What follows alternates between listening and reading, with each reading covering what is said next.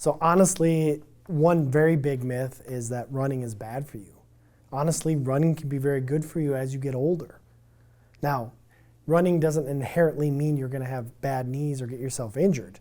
If you look at the research, it doesn't say necessarily that running causes knee problems. What happens is things like excessive weight can cause knee pain or knee injury or damage. So as you get older, you do need to make some changes in your running form and technique versus maybe when you're 18. And so starting in your 50s, you really want to take a look at how you run and how your training is set up. Posture is crucial for everything. I don't care if you're an office worker or a runner. I'm going to want you to be upright, shoulders, avoid that rounded shoulders. Don't be bent over. Stand up nice and straight. So if you're running and you're rounded like this, you're going to spend more energy with your arms. It's harder to pump your arms if you bring yourself upright. It just brings you into a nice alignment and that pelvis is forward. One of the hardest things when you run is if your hips go back, you stick your butt out, that's going to cause back problems. You're going to waste some energy. I'm not talking about leaning at the tape. I'm talking about as you're running kilometer 2, 3, 4. But if you keep yourself upright, shoulders there as you go, you're in a more of a balancing act as you're running. Work from there. As you're running, there's three things they're very important for running. We got to look at your posture. We want you to run in a nice controlled position and soft landing and soft running and not overstriding. So first, we need to work on your posture. If you run bent over, you're going to expend more energy. If we have you upright with your head up, your chest up, your pelvis in right position, you're actually going to run more efficiently. All right? We call that running economy. Your economy is less. You're going to save energy so you have more explosion. Running is definitely good for you.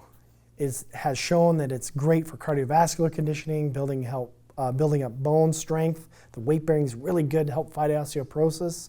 One of the myths is that running is bad for your knees. Running isn't necessarily bad for your knees. If you look at the research, there's a lot of research that shows that running isn't bad for your knees. What's bad for your knees is if you have excessive weight. What's bad for your knees is if you make errors in your training and you don't make those modifications as you get older. It is very important that you are intermixing cross-training with your running. Running is a very repetitive type motion, so it's important to do things like yoga or weight training, and especially as you get older, you really need to spend time stretching. Because running is a very repetitive motion, we need to work on stretching. So let's start with our hip stretch first. So let's have you in a kneeling position here and put one foot out in front and let that front knee bend and let your body come forward. You want to stretch your hips out in the front and the side to help loosen up that hips. And we're going to hold it there for 30 seconds. You're going to do 10 on the left and 10 on the right. And switch legs. She's pretty good at that. One of the best tools you can use is a foam roll. All right? We're going to have you do the laying down on the foam roll to work on your posture. So first off, we'll place it on the floor. I want you to lay down there and slide up on the roll. And I want your hands up and then stretch. You should feel that pulling across your chest and bringing your shoulders upright. In this position, your body is stretching to keep a good upright posture position. And as that translates to running, you're going to be more efficient. It'll be good. Now as you lay there, you hold it a good minute and then bring your hands back down to your side.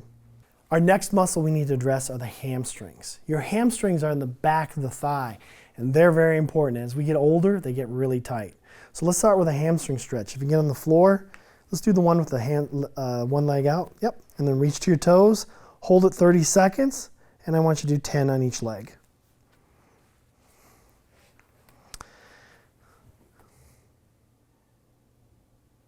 Just keep holding it. Our final muscle we're going to stretch is our calf muscles. We're going to go to the wall, and we're going to do the classic runner stretch. Hands on the wall, leg behind you, knees straight, and lean into the wall. We'll get that stretch through here. Hold it 30 seconds. You do 10 on the left, 10 on the right. Stand up, sit down, fight, fight, fight, right? Yeah. If you don't have a wall to do it, is there, like you're out running, do you just... Curb, anywhere. Okay. Let's do this without the wall.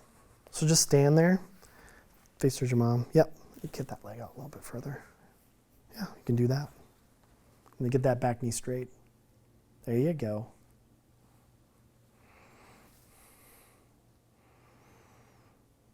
Nice, huh? So research tells us if you are carrying excessive weight and you're trying to run to lose weight, you may be causing more impact into your knees. There are alternatives. For example, running in the water. There's no impact into the body. So that type of running is wonderful for you.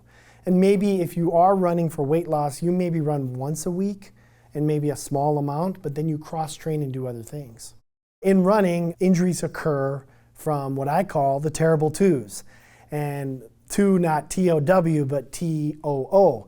Too much distance, too many days in a row of running, too old of shoes, so too much tightness in your muscles. And those are the factors that can cause injury, not just straight running. So if someone comes to me and they want to start running, the first thing we need to do is check out their flexibility and their strength. Those are the two crucial factors that you need to have a good foundation before you start running. The second thing that we do when we design a program, we don't run every day, maybe 2 days a week to start with. And the third thing we do is do what's called a walk-run sequence. Maybe you run for 30 seconds, then you walk for a minute or minute and a half. And you slowly do that sequence to help increase your time, then you increase your running time, and then you can also decrease or change up that walk time. Before starting any running program, please talk to your healthcare provider. You need to get checked out physically. And visiting your healthcare provider should be an annual part of your life anyways, but even more important when you start a high-level exercise program like running, you want to be checked out. If you're a runner and as you're aging, there's two crucial elements you must address every single week. As we grow older, we lose range of motion, we get stiffer, so you must integrate a yoga or some type of stretching program into your running routine during the week. The second thing, strength training. You must build up your hip core strength, your hamstrings, your quadriceps, your glutes, your abs. All these muscles must get stronger. Unfortunately, as we grow older, we do lose muscle strength and mass, and we need to address that with a strength training program. Our number one injuries that we run across with young and older runners are the overuse injuries, things like stress fractures or stress injuries. Plantar fasciitis is very common, and a condition called shin splints is also extremely common. If you look at all three of those injuries, they are brought about by the terrible twos, doing too much distance, too fast, too little stretching. If you do have an injury, please check with your healthcare provider. There's some wonderful techniques that can be used, and we can teach you exercises to help get you better faster. Above all, people need to value rest. Rest is crucial. That's when we sleep, that's when our body heals. And so if we do too much training, we do need that rest time. Step one, you check with your provider. Step two, set your expectations. Understand if you've not been running before, start very low and slow. Plan on only running maybe 2 days a week. Integrate the walk-run technique, and don't forget to stretch and work on your strength training.